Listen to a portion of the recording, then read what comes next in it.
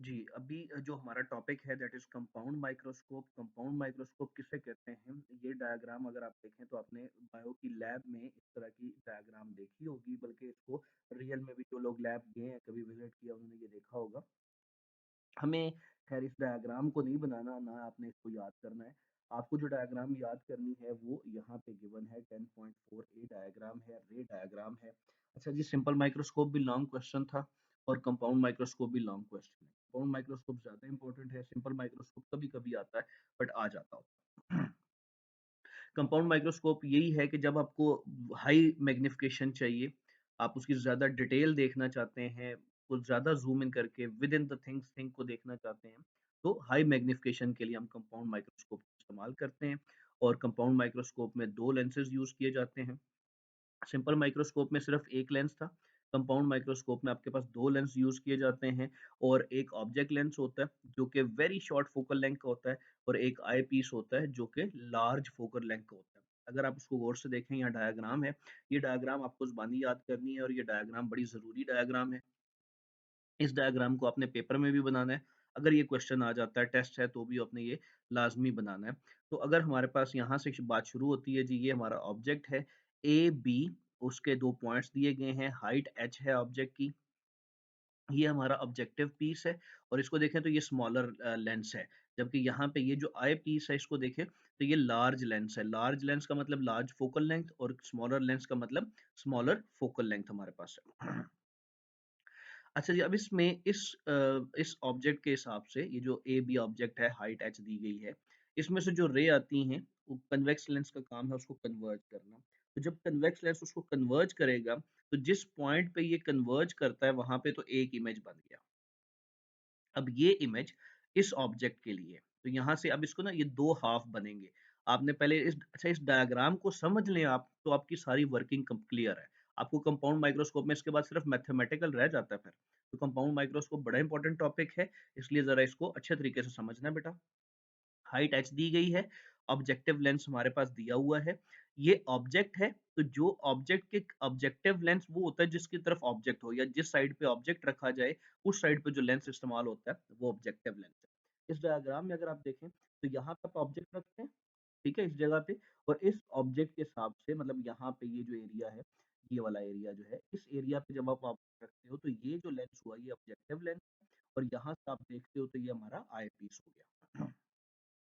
तो objective lens यहाँ पे यूज किया गया है। इस ऑब्जेक्ट से जो रेज निकलेंगी, कन्वेक्स लेंस ने उनको कन्वर्ज करना है। कन्वर्ज कर दिया जी एक पॉइंट पे, और जहाँ जिस पॉइंट पे इन्होंने कन्वर्ज किया है, वो पॉइंट हमारे पास जो है वो इमेज बन जा गया। ये ए वन और बी वन है।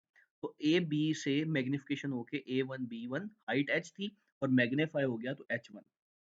अब ये ऑब्जेक्ट लेंस के इस साइड पे है, इमेज लेंस के अपोजिट साइड पे है। तो यहाँ से एक बात तो क्लियर है कि हमारे पास रियल इमेज बन रहा है। कौन सा इमेज बन रहा है? रियल इमेज बन रहा है। तो रियल इमेज बनेगा, और दूसरी चीज़, इसकी डायरेक्शन अपवर्ड थी, इसकी डायरेक्शन डाउनवर्ड थी। तो यहाँ से ये भी क्लियर हो गया कि इन्वर्टेड इमेज बन रहा है। रियल इमेज बन रहा है, इन्वर्टेड इमेज बन रहा है। और थर्ड चीज़, इसकी हाइट h थी, इसकी हाइट ज़्यादा हो गई है उससे, ये हाइट h1 है, तो this is magnified as well. तो ऑब्जेक्टिव लेंस का काम है रियल इमेज बनाना, इन्वर्टेड इमेज बनाना, ठीक है, और उसको मैग्नीफाई करना। तो एक मैग्निफिकेशन यहाँ हो गई है, और इस एक मैग्निफिकेशन के हिसाब से एक इमेज जो है हमारे पास ये आ गई। यहाँ तक एक ऑब्जेक्टिव लेंस का काम यहाँ तक खत्म होता है। उसके बाद अगर आप देखो, यहाँ पे इस थोड़ा सा इस चीज को भी ऑब्जर्व करो कि ऑब्जेक्टिव का जो फोकल लेंथ था, ये ऑब्जेक्ट उससे दूर था। उससे दूर था, तो जो इमेज बनेगा वो डबल फोकल लेंथ से पार बनेगा। तो ये एक फोकल लेंथ, ये डबल फोकल लेंथ, और ये उसकी फोकल लेंथ से पार बन रहा है। लेकिन अब इसकी आप एडजस्टमेंट देखें कि जो ये इमेज बन रहा है, ये आई पीस के लिए उसकी फोकल लेंथ से करीब बन रहा है। ठीक है जी, यहाँ पे ये ऑब्जेक्ट जो है उसकी फोकल लेंथ से, लेंस की फोकल लेंथ से पीछे ऑब्जेक्ट पड़ा हुआ है। तो इमेज, जाहिर बात है, इमेज बनना है आपके 2f से पीछे जाके इमेज बनेगा। इसके लिए दोबारा मैं रिकमेंड करूंगा कि आप मैट्रिक की बुक पे जाएं, उसमें से एक पिक्चर निकाल लें। एक पिक्चर, एक बच्चा जिसके पास पड़ी है, कहीं पर छोटा भाई बहन वगैरह पढ़ रहे हैं, तो वो एक पिक्चर लेके तो ग्रुप में शेयर कर दे बेटा, ताकि सारे बच्चों स्टडी कर सकें, बल्कि मैं खुद भी कोशिश करूँगा कि मैं एकेडमी चक्कर लगाता हूँ, तो किसी बच्चे से बुक लेके, तो लेकिन शायद हमें क्योंकि काम बहुत ज़्यादा होते हैं, तो अक्सर हम भूल जाते हैं। तो जिस बच्चे के पास जो है वो बुक पड़ी हुई है, वो बुक में से पिक्चर लेके वो ग्रुप में शेयर कर दे, ताकि बाकी भी सब देखें। तो यहाँ पे ख़ैर आप सिर्फ़ जो 2 चीज़ें ज़हन में रखनी है आपके पास, वो ये है कि जो ऑब्जेक्ट है वो फोकल लेंथ से दूर है, तो जो इमेज है वो 2 टाइम्स फोकल लेंथ से दूर जाके बनेगा। लेकिन ये जो 2 टाइम्स फोकल लेंथ से दूर जाके बनता है, इसको अगर आप ऑब्जर्व करो, तो ये जो फोकल लेंथ है यहाँ से लेके यहाँ तक, ये आई पीस की फोकल लेंथ है, और ये जो यहाँ से यहाँ तक है ये ऑब्जेक्टिव की फोकल लेंथ। तो अब ये जो इमेज बना है ये फोकल लेंथ से करीब बन गया है। जो इमेज बना है इसके लिए ये ऑब्जेक्ट का काम करेगा। ये इमेज है ऑब्जेक्टिव लेंस के लिए, ये इमेज किसके लिए है? ऑब्जेक्टिव लेंस के लिए।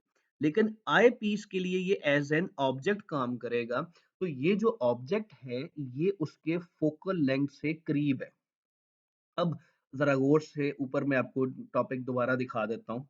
यहाँ था क्या था कि आपका जो ऑब्जेक्ट है वो फोकल लेंथ से करीब हो, तो जो इमेज बनता है वो on the same side virtual और मैग्नीफाइड बनता है। इसीलिए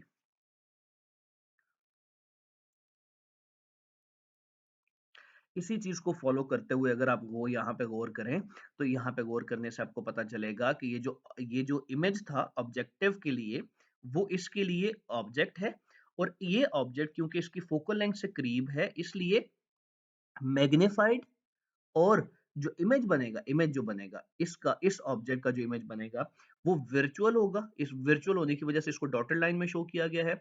मैग्नीफाइड होगा, मैग्नीफाइड नज़र आ रहा है, इसकी हाइट h1 है, जबकि इसकी हाइट h2 है। इसको B1 A1 का नाम दिया था, इसको B2 A2 का नाम दे दिया हमने।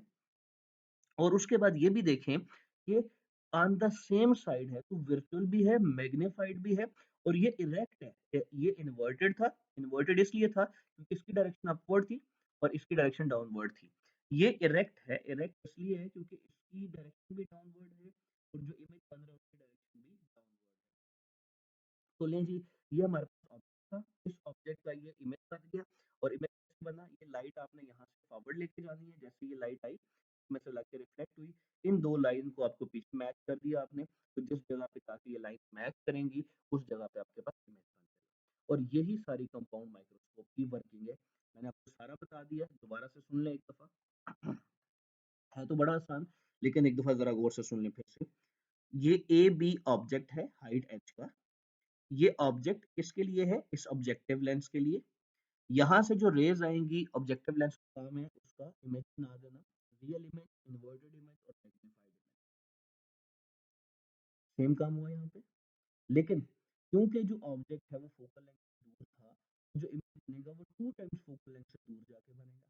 तो जब 2 टाइम दूर जाके बनता है, तो वो ऑटोमेटिकली ये जो इमेज है ये आई पीस के लिए ऑब्जेक्टिव या ऑब्जेक्ट का काम करता है। और ये ऑब्जेक्ट क्योंकि उसकी फोकल लेंथ से करीब है, इसलिए इसका जो इमेज बनेगा फोकल लेंथ से करीब होने की वजह से इसका वर्चुअल, इरेक्ट और जो मैग्नीफाइड इमेज बनेगा। तो इस कंपाउंड माइक्रोस्कोप में, इसको कंपाउंड कहते हैं इसलिए, सिंपल का मतलब एक होता है, कंपाउंड का मतलब है दो। तो दो लेंसेज यूज करके हम लोगों ने, दो कन्वेक्स लेंस यूज करके तो हमने कंपाउंड माइक्रोस्कोप बनाई है। और ये कंपाउंड माइक्रोस्कोप हम यहाँ पे अब इसको देखते हैं जी। अब ये सारा जो यहाँ से लेके यहाँ तक लिखा हुआ है, इसमें सारी बातें लिखी हुई हैं, वही जो मैंने आपको समझाई हैं। और इसको ऑब्जेक्ट को ऐसी जगह पे पुट करें, मैग्नीफाई करेगा, दूसरी दफ़ा it is then further magnified, 2 दफ़ा मैग्नीफाई हो गया। एक चीज़ सिर्फ इम्पोर्टेंट है, the eye piece is positioned such that the final image is formed at the near point of the eye at a distance d। ये जो ऑब्जेक्ट इमेज बने वो आपके नियर पॉइंट पे होना चाहिए, तभी आप उसको क्लियरली देख सकते हैं। अब एंगुलर मैग्निफिकेशन है उसकी बात करें जरा हम। Angular magnification of a compound microscope is defined as tangent theta, वही बीटा बाय अल्फा था, ये भी बीटा बाय अल्फा ही है। लेकिन बीटा यहाँ पे कौन सा है, जरा यहाँ पे देखो, जो इमेज यहाँ पे जो बनेगा, ये वाला जो एंगल बन रहा है ये बीटा है, और ये वाला जो एंगल यहाँ पे बनेगा वो अल्फा है। तो बीटा बाय अल्फा हमको tangent theta E divided by tangent theta, theta E का मतलब है जो आई पीस पे एंगल बन रहा है, और थीटा का मतलब है जो ऑब्जेक्टिव लेंस जो है उसके ऊपर जो एंगल बन रहा है, तो वो थीटा आपका हो गया। यहाँ पे थीटा ई आपके पास आ गया। तो tangent theta E divided by tangent theta, theta E जो है angle subtended by the final image of height h2 है, और जो थीटा है that is the angle projected by image h, और वो ऑब्जेक्ट पे जो बनेगा और जो जो भी नियर पॉइंट पे होगा, theta will be h by d। और इसी तरह से टेंजेंट थीटा जो है वही h2 बाय d। सेम बेटा मैं आपको दोबारा से एक दफा दिखा दूं, सेम यही ये वाला फार्मूला लगा हुआ है। Same size of the object divided by distance of the object, size of the image divided by distance of the image, ये आपका टेंजेंट थीटा है, ये टेंजेंट थीटा ई हो गया। यही दो चीजें आपकी जो है वो हमारे पास यहाँ पे आ जाएंगी। ले जी, तो फार्मूला आ गया आपके पास। फार्मूला क्या होता है मैग्निफिकेशन का? m is equal to beta by alpha. ठीक है जी, तो ये बीटा है, ये अल्फा है, तो बीटा डिवाइडेड बाय अल्फा कर लें। Tangent theta E divided by tangent theta की वैल्यू थी h2 बाई डी, इसकी वैल्यू h बाई डी। तो h2 by D divided by h by D करेंगे तो आपको पता है कि ये कुछ इस तरह से बन जाएगा। चले मैं लिख देता हूँ आपको, तो ये कुछ इस तरह से हो जाएगा। h2 by D divided by h by D था ना, तो h2 by D divided by h by D आपके पास आ गया। अब इसके मुताबिक अगर आप देखें तो ये जो फॉर्मूला लिखा है, इसका जो डिनोमिनेटर होता है वो नीचे डिनोमिनेटर में शामिल हो जाएगा, तो H2D नीचे आ जाएगा, और डिनोमिनेटर का जो डिनोमिनेटर होता है वो न्यूमरेटर बन जाता है। ये सबको पता है। तो इस तरह उसने करके लिखा है इसको। और लेकिन हम आसान कर लेते हैं, हम अपना काम आसान करते हैं कि ये वाला D जो है इस D के साथ कैंसिल आउट हो गया, तो बाकी क्या बचा? H2 डिवाइडेड बाय H, जो आपका फाइनल यहाँ पे फॉर्मूला आ रहा है। तो ये हमारा मैग्निफिकेशन हो गया। अब इसी मैग्निफिकेशन को अब देखें, इसमें H2 है, 2 कौन सी है? जो फाइनल है, और एच कौन सी है? जो ऑब्जेक्ट का था। तो इसमें फाइनल वाली आखिरी वाले की भी बात होगी हाइट की, पहले वाले की हाइट की बात भी होगी, लेकिन जो दरमियान वाला H1 था वो तो रह गया, वो तो इसमें दिया ही नहीं गया। तो हम क्या करते हैं, उसको भी फिर इसके साथ जो है वो स्टडी करने के लिए ऐड कर लेते हैं। कैसे ऐड करना है, यहाँ पहले डायग्राम देखें। देखें, एच की बात होगी, H2 की बात होगी, H2 की बात भी होगी, एच की बात भी होगी, ये H1 जो है ये तो रह गया। इसको साथ शामिल करने के लिए हम इसको H1 से मल्टीप्लाई भी कर लेते हैं और H1 से डिवाइड भी कर लेते हैं। तो H1 से एक दफ़ा मल्टीप्लाई कर दिया, एक दफ़ा H1 से डिवाइड कर दिया। H1 bye H, H1 bye H जो है ये आपके पास फर्स्ट मैग्निफिकेशन होगी, क्योंकि ये आपका ऑब्जेक्ट था, ये आपका इमेज था फर्स्ट वाले के लिए। तो H1 बाय H आ गया, और दूसरे वाले के लिए H2 बाय H1। तो दिस H1 बाय H जो है ये लीनियर मैग्निफिकेशन है फर्स्ट फर्स्ट लेंस की। ठीक है, ये लीनियर मैग्निफिकेशन किसकी है? फर्स्ट लेंस की, जो फर्स्ट लेंस दिया हुआ था, और इसको हम M1 कहते हैं। और इसी तरह से जो H2 बाय H1 है वो आपकी मैग्निफिकेशन ये जो है ये सेकंड वाले लेंस की ऑब्जेक्टिव जो आई पीस था, ये ऑब्जेक्टिव पीस की वो है मैग्निफिकेशन, और ये जो आई पीस है ये उसकी मैग्निफिकेशन है। तो ये भी मैग्निफिकेशन है, ये भी मैग्निफिकेशन है। इसको M1 का नाम दे दिया हमने, इसको M2 का नाम दे दिया। इसकी जगह पे अगर M1 लिख दें और इसकी जगह पे M2 लिख दें, तो टोटल मैग्निफिकेशन आपके पास बन जाएगी, that will be equal to M1 multiply by M2। अब जो M1 है उसकी अगर बात की जाए तो वो तो Q बाय P है, मतलब जो डिस्टेंस, क्योंकि अब देखो यहाँ पे Q बाय P क्यों लिखा है इसको, ये जरा ऊपर चलते हैं। जी, यहाँ पे देखो, इस जगह पे आपको कोई एंगल की बात नहीं की गई है डायग्राम में। डायग्राम में सिर्फ एक यही एंगल जो है थीटा ई जो है वो आपको शो किया गया है। तो लेकिन यहाँ पे जो ओ से लेके बी तक का डिस्टेंस कर लो यहाँ पे, चलो यहाँ तक का जो डिस्टेंस है वो आपका पी है, और इसी ओ से लेके इस B1 तक का जो डिस्टेंस है ये आपके पास जो है, सॉरी, ये आपका पी है और ये आपका क्यू है। तो हमें distance of the image divided by distance of the object दिया गया है। तो इसी के हिसाब से अगर आप यहाँ देखें तो M1 जो फर्स्ट मैग्निफिकेशन है वो distance of the image divided by distance of the object है, जबकि जो दूसरी मैग्निफिकेशन है वो एंगुलर मैग्निफिकेशन है, और वो एंगुलर मैग्निफिकेशन एंगल के हिसाब से है। और एंगुलर मैग्निफिकेशन तब होती है जब वर्चुअल एंगल आपके पास आता है, वर्चुअल इमेज आपके पास आता है। यहाँ पे रियल इमेज था, तो रियल इमेज में साइज की बात कर ली हमने मैग्निफिकेशन के लिए, और वर्चुअल के लिए हमने 1 प्लस डी बाई एफ ई की बात कर ली। अब ये दो वैल्यूज जो हैं ये आप इस M1 की जगह M2 की जगह पुट करें, तो ये आपके पास क्या बन जाएगा? M1 की जगह क्यू बाई पी आ गया, और M2 की जगह पे 1 प्लस ये जो 1 प्लस डी बाई एफ ई है ये आपकी यही फ़ॉर्मूला जो है सिंपल माइक्रोस्कोप का, क्योंकि एंगुलर मैग्निफिकेशन थी वहाँ पे भी, तो यही फ़ॉर्मूला उठा के तो हम यहाँ पे लेके आए हैं। तो hence m is equal to Q by P into one plus D by F E. और ये जो क्यू बाई पी है ये फर्स्ट मैग्निफिकेशन है, फर्स्ट लेंस के लिए, ऑब्जेक्टिव लेंस के लिए, और m2 जो मैग्निफिकेशन है सेकंड के लिए है, और दोनों की मैग्निफिकेशन मिले तब जाके हीट होता है। और अगर हम जो हमारे मैग्निफिकेशन आती है, फाइव, 10 और 14, तीन लेंसेज जो है वो दिए होते हैं। आप उसको 5 टाइम करके देख सकते हैं, यानी कि मल्टीप्लाई बाय 5 कर लिया, जैसे ये है। आप उसको 10 टाइम करके देख सकते हैं, यानी कि मल्टीप्लाई बाय 10। आप उसको 40 टाइम करके देख सकते हैं। तो ये वो तीन लेंसेज जो दिए होते हैं ना, अब कभी आप नेक्स्ट बायो की लैब में जाएं, उसमें देखिएगा जो कंपाउंड माइक्रोस्कोप होती है, कंपाउंड माइक्रोस्कोप के नीचे घुमाने के लिए तीन लेंसेज दिए होते हैं। तो वो तीन कौन कौन से होते हैं? एक 5 टाइम्स के लिए होता है, एक 10 टाइम्स के लिए होता है, और एक 40 टाइम्स के लिए होता है। और फिर क्या होता है कि अगर माइक्रोस्कोप की कोई लिमिट आ जाए, तो लिमिट क्या है? लिमिट हाँ यही है कि हमारे पास जो है उसकी डिटेल हम कम से कम देख सकेंगे। जितनी लिमिट ज़्यादा होगी उतनी ज़्यादा डिटेल देख सकते हैं आप।